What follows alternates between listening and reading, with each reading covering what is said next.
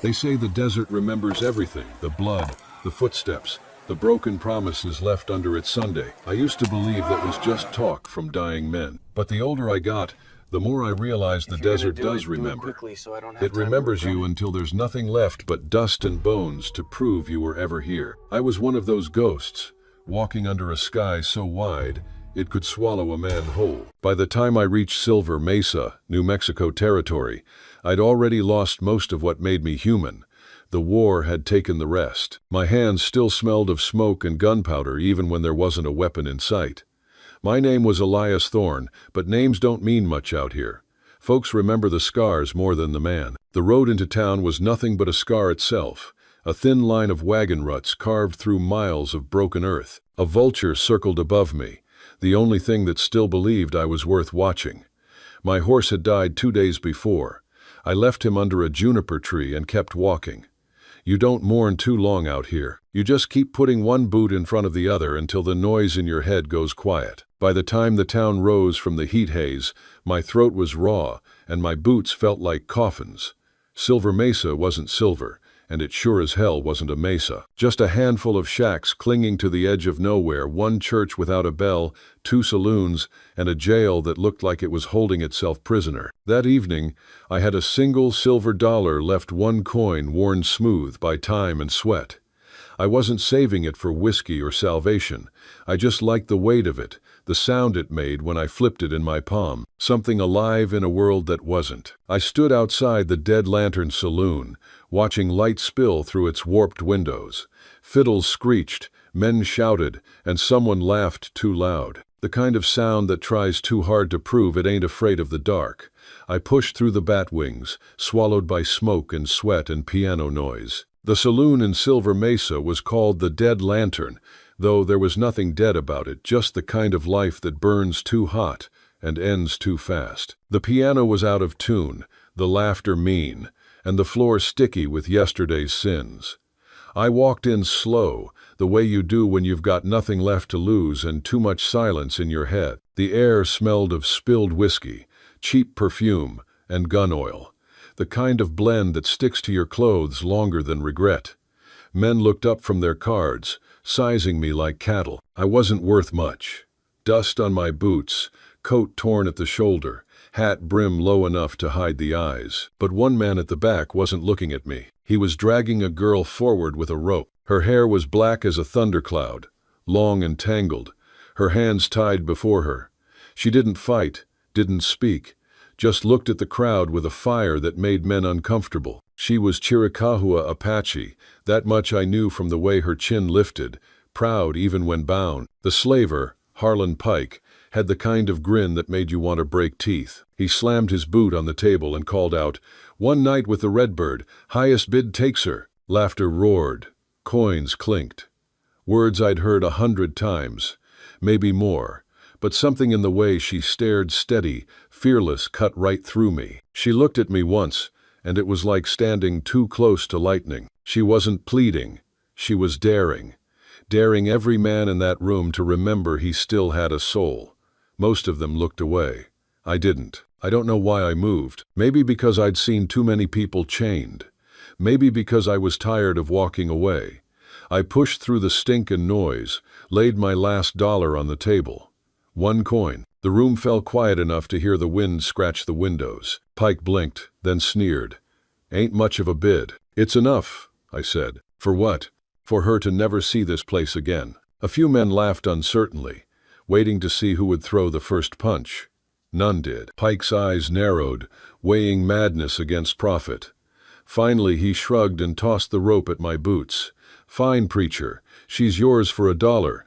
Don't bring her back when she cuts your throat." The crowd howled again, some from drink, some from hate, most because they didn't know what else to do. But I wasn't listening. I looked at her, then at the rope. Instead of picking it up, I drew my knife. The steel caught the lantern light. A hush spread as I sliced through the bindings. The sound of rope parting was small, but it cut through that saloon louder than any gunshot. She didn't run, didn't thank me either.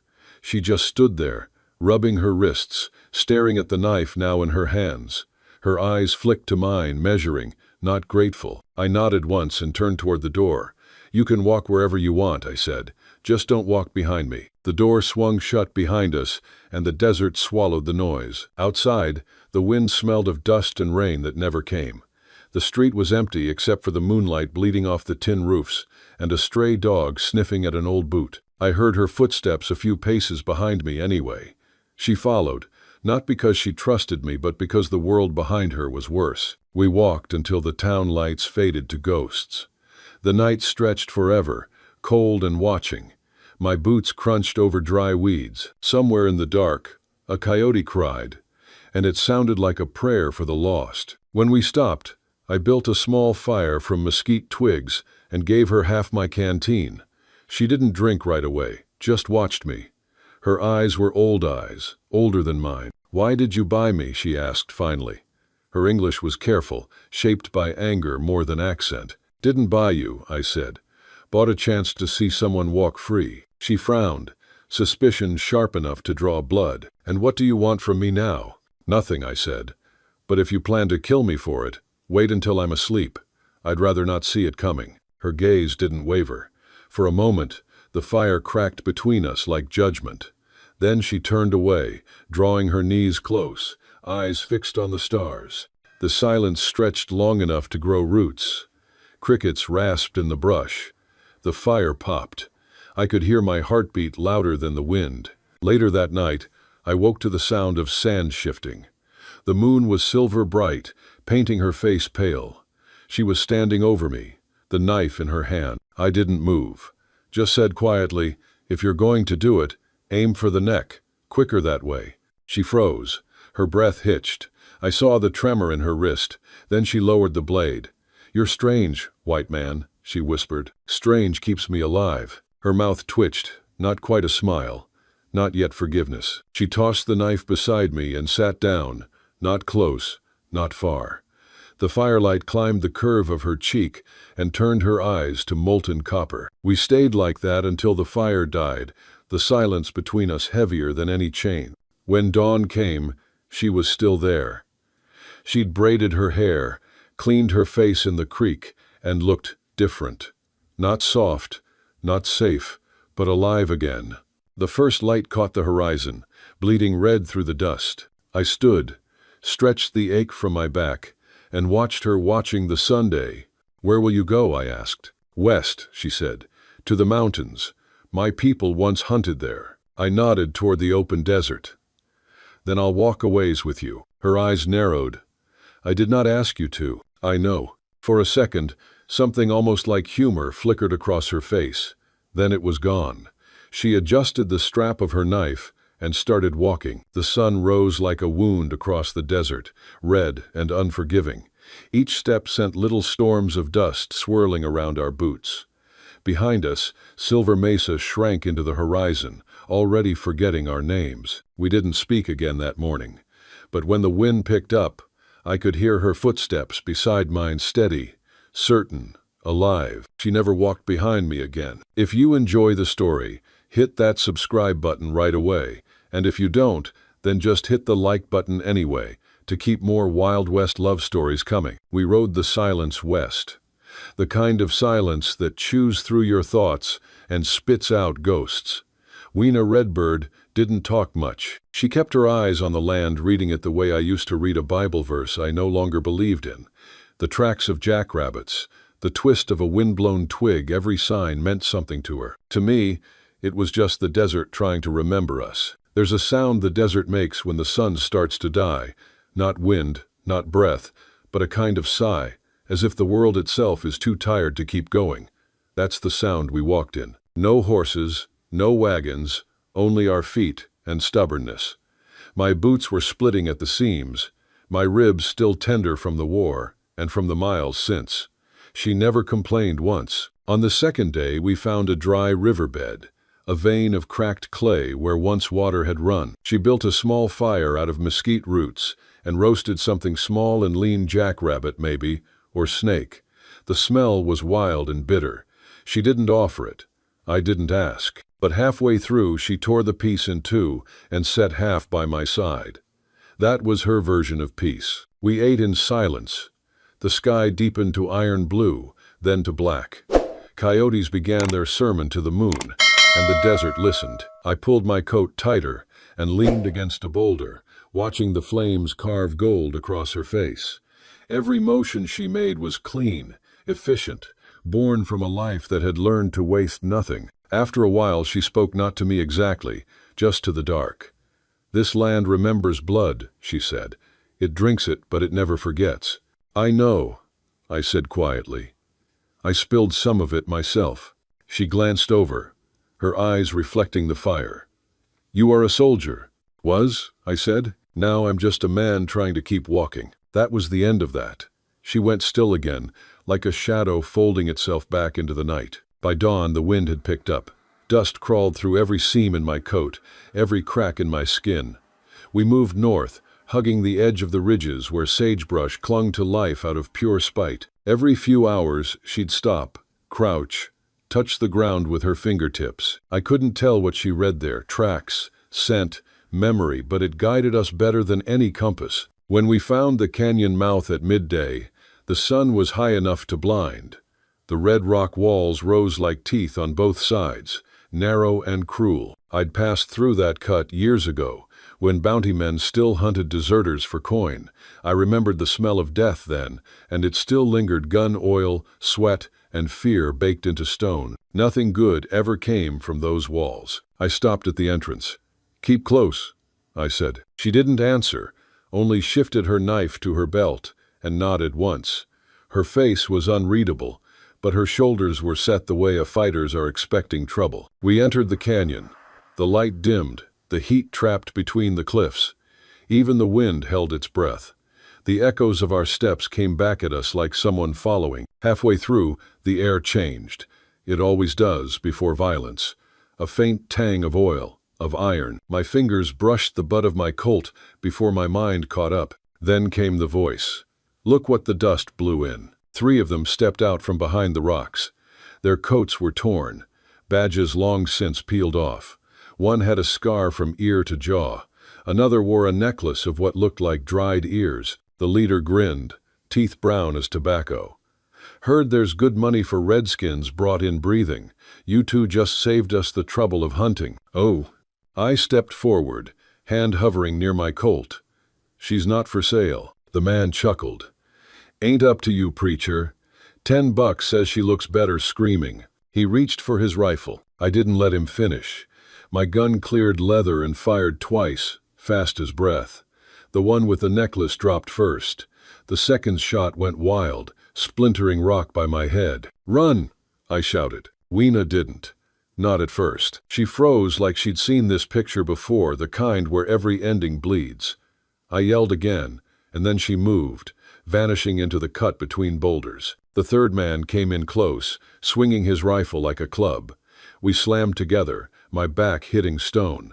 The smell of whiskey and sweat filled my lung. I caught a glimpse of his teeth just before my elbow found his jaw.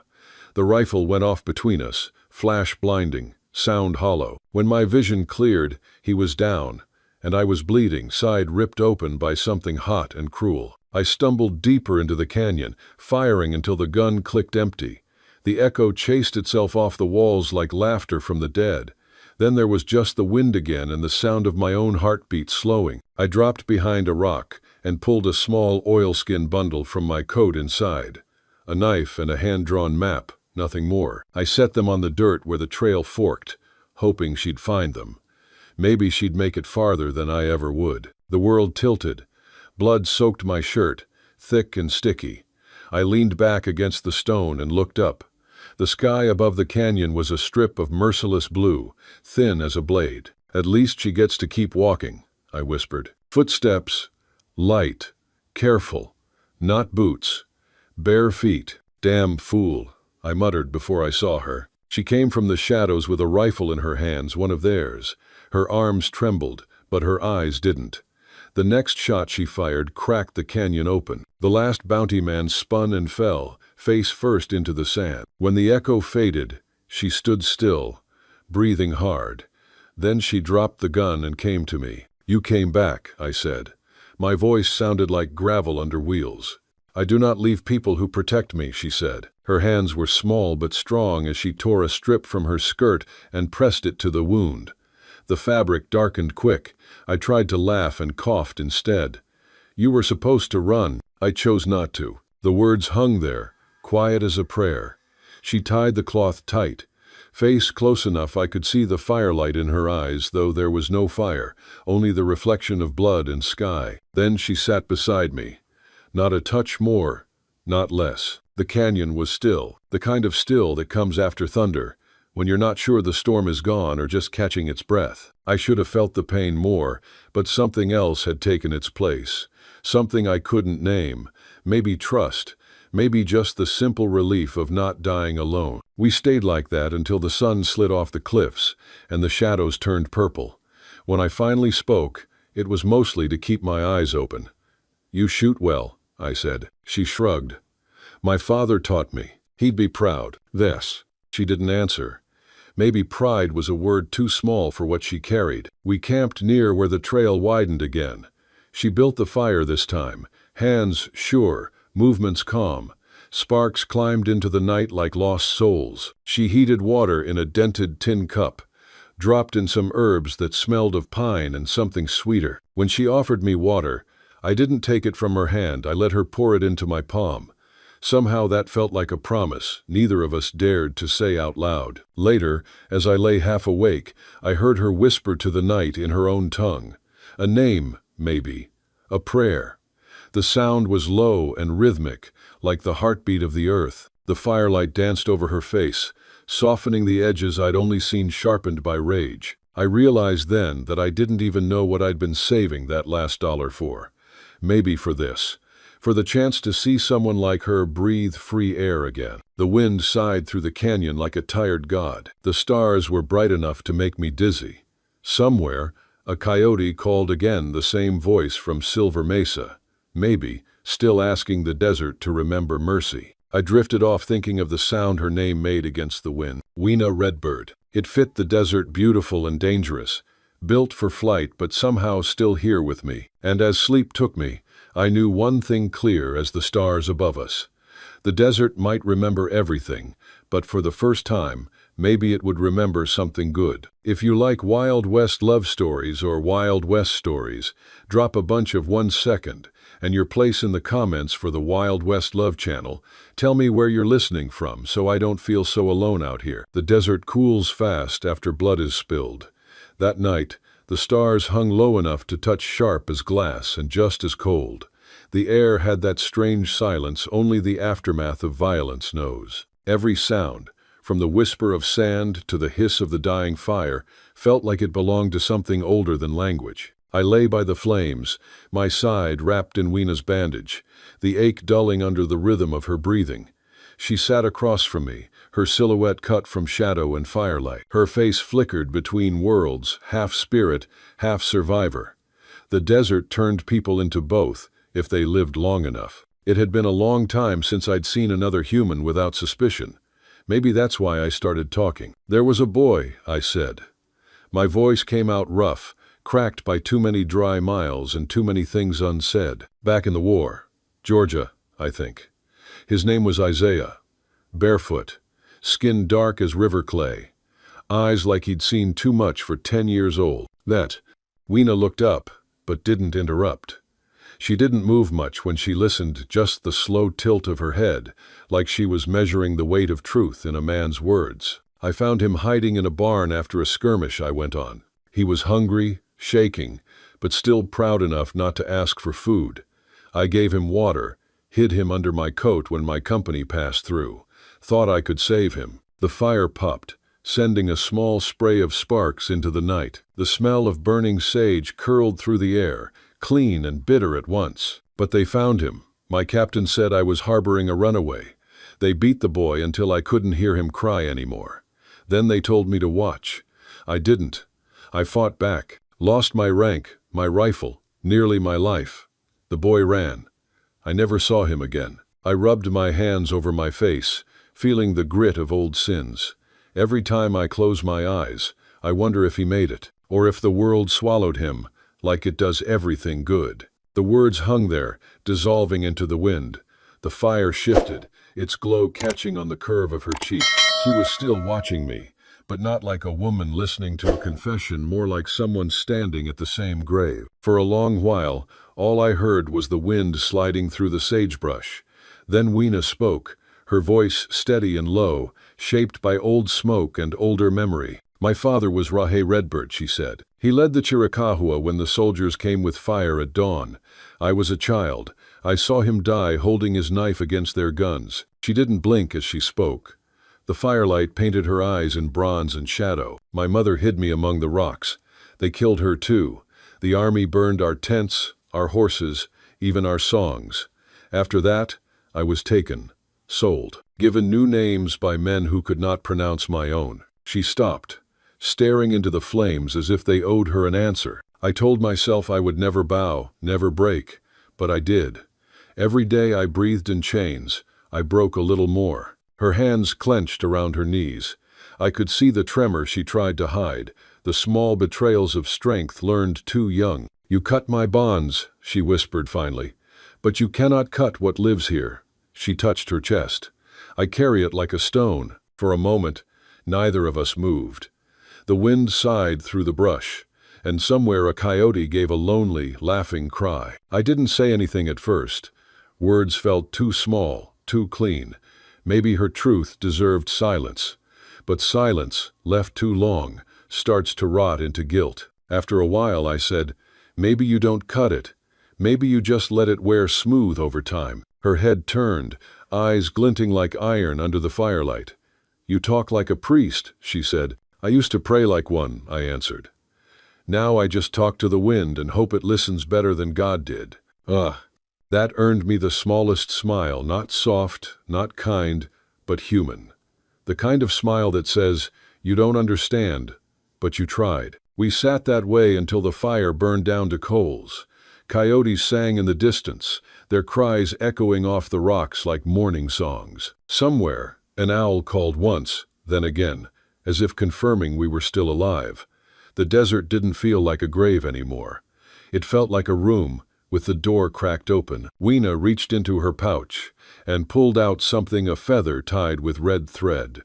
It twisted in the shimmer of the firelight, the red thread catching every flicker like a pulse. "This belonged to my father," she said. "He wore it when he hunted, said it kept the spirits close. I kept it even when they beat me for it." She turned it in her fingers, the thread rubbing against her calloused skin. I watched it move like something alive between us. She offered it to me. I shook my head. "It's not mine to take. It's not a gift," she said. "It's a burden. Sometimes sharing it makes it lighter." The fire hissed as if it understood. I hesitated, then took it. The feather was warm from her hand, the thread coarse but steady. For the first time in years, I felt something like belonging, quiet, undeserved, but real enough to hurt. When she spoke again, her voice had changed, less armor, more truth. "Why didn't you leave me in the canyon?" "I've done enough leaving," I said. "Didn't figure I'd like myself much if I did it again." Her gaze held mine across the dying fire. No softness there, only understanding. The kind that comes when two broken things recognize each other and stop pretending they're whole. We sat like that a long while. The coals faded to dull orange. The stars wheeled slow above us, and the desert seemed to breathe between our silences. "You think the world ever forgives?" she asked suddenly. I thought about it. "No," I said, "but sometimes it forgets long enough for you to start over." That made her laugh, a short, rough sound that almost broke me. It wasn't joy, not yet, but it was something alive. She leaned back, resting her weight on her palms, face tilted toward the stars. "My people say the sky keeps every soul that ever died," she said. "Maybe that's why it looks so heavy. Then maybe it's time the sky learned to carry something lighter," I said. Her eyes met mine again, and for a heartbeat, the whole damn desert went still. No wind, no sound, just that look, fierce and fragile all at once. For a long time, neither of us looked away. The stars turned overhead, the fire sank into embers, and somewhere in the quiet, I realized we were no longer two strangers surviving. We were something else now, two broken halves learning how to stop bleeding. When sleep finally came, It wasn't the haunted kind. It was heavy, real, the kind that stays until the sun warms your bone. I dreamed of a boy with river clay skin and a girl with thunder eyes, walking side by side through a land that had stopped trying to kill them. When morning came, it brought that dry, honey-colored light the desert saves for the living. I woke to the sound of a blade being drawn slow from its sheath. For a heartbeat, the war came back, the noise, the panic, the certainty of dying. Then I saw her crouched by the fire, knife drawn, watching the horizon. The red light painted her skin in gold and shadow. Her hair had come loose from its braid, and the wind caught it like smoke. She didn't look afraid, just ready, always ready. "Something coming?" I asked. She didn't turn. "Always," she said. Then she smiled just barely. It was the first time I'd seen her do it. It wasn't the kind of smile that heals. It was the kind that says, maybe someday. "Hey there. Friend, take a moment and get yourself a full glass of water. It's easy to forget, but staying hydrated is crucial for your health. Also, if you've been sitting for a while, do a quick lap around the room and give your eyes a break from the screen. Your body will thank you." By the time we reached the mountains, the land had started to breathe again. The air smelled of pine and wet stone instead of dust and death. For the first time in months, I saw a creek that still remembered how to sing. Weena walked ahead of me, sure-footed and quiet, like the land itself had taught her how. She said we were close to her people, what was left of them. I didn't ask questions. Some things you don't rush. When the smoke rose beyond the ridge, I knew it wasn't from firelight or gunfire. It was home fire. The kind that doesn't burn, just reminds you what warmth is supposed to feel like. We came down into a hollow ringed by cedar and rock, hides stretched between poles, dogs barked, children's laughter drifted like music until they saw me. Then it stopped cold. Weena stepped forward, speaking in her language, fast and full of heat. The words came like arrows, sharp and urgent. I didn't need to understand to know what she was saying. "Don't shoot him yet." A man came out from one of the lodges. Broad shoulders, hair braided with silver, eyes sharp enough to cut. He carried authority like a weapon. "Takei," Weena said under her breath. "My uncle. He leads the Hidden Ashes band now." He looked at her, not me. His voice was steady, thick with disbelief. "We buried you in our prayers." "I escaped," she said. His gaze slid to me, slow as a knife leaving its sheath. "And this man? He saved me," she replied. Takei's jaw tightened. "No white man saves without taking first. He took nothing. He took you from your people. That is already too much." I stood there, hands open, saying nothing. There are moments when words only make the rope tighter. Finally he spoke to me, his English heavy but clear. "You speak soft, stranger, but your skin carries war. I have buried sons who bled by hands like yours." "I've buried people too," I said. "Some I killed, some I couldn't save." The camp murmured, some angry, some curious. Takei stepped closer, until I could see the pale line of an old scar running across his throat. "You want to stay among us?" "No," I said. "I want her to be safe." The wind shifted between us. For a moment, all I heard was the creak and the faint whistle of a hawk overhead. Then Takei nodded once. "Then prove she is worth saving." Weena frowned. "How?" He turned, drew his knife, and held it out to her hilt first. "Do what your father would have done to an enemy brought to our fire. Kill him, or leave with him and never return." The air went still. Children froze. Women watched from behind hides.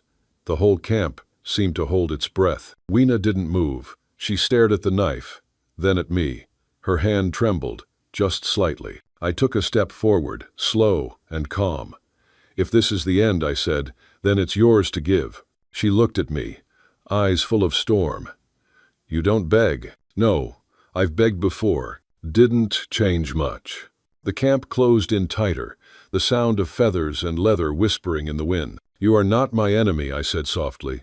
"I never wanted to own you, only to keep the fire in your eyes from dying." Her breath hitched. The knife gleamed like truth caught in daylight. Then she knelt. Slowly, deliberately, she laid it in the dirt between us. Gasps rippled through the circle. Takei's expression didn't change, but his eyes flickered anger, confusion, maybe respect. Weena rose, her voice cutting through the air like a blade. This man did not come to take. He came to return what was stolen.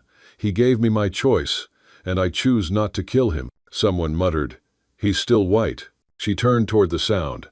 Then let his actions speak, not his skin. For a long moment, there was nothing but wind. Then an elder woman stepped forward.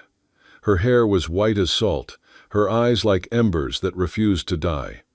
"The girl carries her father's spirit," she said, "and the man bleeds for her. That counts for something." The murmurs softened. A young warrior lowered his bow. Taki bent down, picked up the knife, turned it in his hand. Then he looked at me. "You could have fought," he said. "I've done enough fighting." He nodded once, then handed the blade back to Weena. "Your truth saved him. Maybe it saves us all from another blind hate." The circle broke. The people moved. Smoke rose again. The world started breathing. That night, the fire burned brighter than it had in years. Children laughed again. The drums sounded not for war, but for living. I sat beside Weena, the warmth of the flames painting her face gold. She looked at me. "You were ready to die for me," she said. "I was ready to keep a promise," I answered. "What promise?" "That no one would ever own you again." She stared at me for a long moment, then said quietly, "Maybe I'll start believing you." I smiled. "I'll take maybe." Love. The stars above the ridge blinked awake, old witnesses to a world trying, for once, to heal itself. If you're watching on TV, don't hesitate, grab your phone and hit subscribe to my channel so you'll never miss out on our amazing characters. The wind changed before the horses came. It always does. I was sitting by the fire, sharpening a dull blade, when the dogs started barking and the women began to pull children into their lodges. The air tasted of dust, metal, and something meaner men. Taki stormed out first, bow in hand. Weena was right behind him, knives strapped to her hips, hair bound tight. Her eyes met mine across the campfire. She didn't have to say a word. We both knew. "They're coming," she said. "Yeah," I replied, "and not for a chat." We climbed the ridge as the thunder of hooves rolled in from the south. There they were 7 riders cutting through the dusk like a curse. Harlan Pike rode at the front, grin wide, eyes small and hateful beneath his hat. "Evening, savages," he called, his voice rolling across the valley. "I've come to collect what's mine." Taki stepped forward, chin high. "You have no claim here." Pike laughed, that low rattlesnake sound. "The girl's property bought and sold. I'm here to take her back. You can keep the rest of your mud huts." I walked to Weena's side. "You'll have to go through me." His eyes narrowed. "You again. Should have let you die in that canyon." He raised his hand. His men leveled rifles. The world exploded. Arrows flew first, silent death in the twilight. 2 riders dropped before they fired, but the others opened up with pistols and repeaters. Bullets tore through hides, pottery, fire pits. The camp erupted in screams and smoke. Weena moved like shadow and flame, loosing arrows faster than breath. Taki shouted orders, his voice thunder over thunder. I grabbed a fallen rifle and dropped behind a wagon, firing until my shoulder burned. Then I saw her, a little Apache girl, no more than 6, frozen near the corral, clutching a feather doll. A mercenary spotted her too. His pistol came up, black against the red sky. I didn't think. I ran. The shot cracked. Heat slammed into my back. The ground vanished. I landed hard, pulling the girl beneath me as another bullet split the dust beside her. Pain came slow, then fast, then everything at once. The world tilted, and for a second, I thought maybe the desert was finally taking me back. But Weena's scream cut through it all. She came out of the smoke like a storm, knife flashing. The man who'd shot me never saw the blade until it was already in his throat. The rest broke. Some ran, some fell. Pike tried to crawl away, but Taki caught him. One swing of his club ended the argument. When the smoke cleared, the camp still stood, but quieter, smaller. The air smelled of blood and gunpowder and victory. Weena dropped beside me, her hands slick with my blood. "You fool," she whispered. "Why did you run into fire?" I smiled, or tried to. The girl reminded me of someone, a boy I couldn't save. Her jaw trembled, but she kept pressure on the wound. "Stay with me, Lelu." "I'll try," I said, though the edges of the world were already going soft. The little girl, Nan, they called her, wrapped her tiny arms around my neck and refused to let go. The pain came first, sharp as memory, then dulled into drifting. I floated somewhere between fever and wind, hearing voices that sounded far away. Sometimes I felt cool water on my lips, sometimes a song low, in a tongue older than the hills. When I woke, the light was golden and soft, a woven ceiling above me, the smell of herbs and smoke all around. Weena sat beside me, her hair braided, hands stained green from poultice.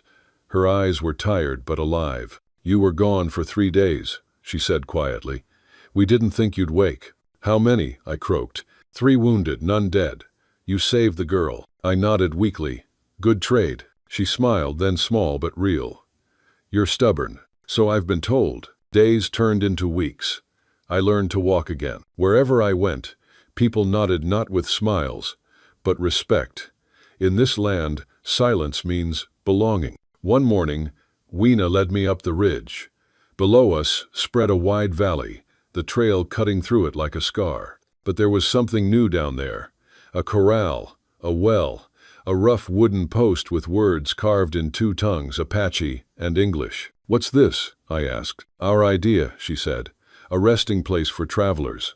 Not a town, just a place to stop, to talk, to breathe." I stared at it. "And who's going to run it?" She looked at me. "We are." For the first time in a long while, the wind didn't feel empty. "You never asked me to stay," she said softly. "I never wanted to trap you." Her smile could have stopped the Sunday. "You didn't buy me, Elias Thorne. You gave me back my choice, and I choose you." I touched her cheek, rough thumb against warm skin. "Then I'll stay if you'll have me." She nodded once. "Forever is too big a word for people like us, but we can start with today." Years later, they called the place Mesa Crossing. Travelers came, miners, traders, soldiers, even a priest who never preached. Children from both worlds played in the dust. They spoke 2 languages, sometimes 3, and no one cared which came first. Sometimes strangers asked about the man and woman who built it.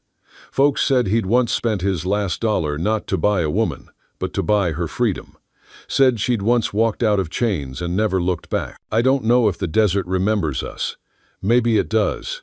Maybe it doesn't need to, because every dawn that breaks over Mesa Crossing feels like proof that something good survived the fire. Freedom isn't the right to run. I wrote once in a letter I never sent. It's the courage to stay when love asks you to. Today's story is about pains that seemed to have no way out until a small ray of light changed everything. Do you believe that, even in the darkest times, there's always a miracle waiting at the end of the road? And if deep down you still believe that God is watching over you, quietly arranging everything, then right now, leave a comment, Amen, below this video. Because who knows, at the very moment you write it, a blessing may quietly find its way into your life.